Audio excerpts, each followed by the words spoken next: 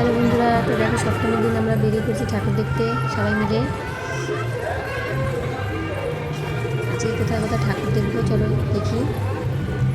প্রথমে দেখো রাস্তার আলোগুলো খুব ভালো লাগছিলো, তো ভিডিও করে নিলাম। তারপর আমরা 2-3 জায়গায় ঠাকুর দেখলাম, 2-3টে মণ্ডপে ঠাকুর দেখে আমরা তারপরে বাড়ি ঢুকেছি। তো এটা এক জায়গায় দেখো, এটা হচ্ছে শিলিগুড়ি মোড়, রায়গঞ্জে। এটা বেশ ভালো করেছিল প্যান্ডেলটা।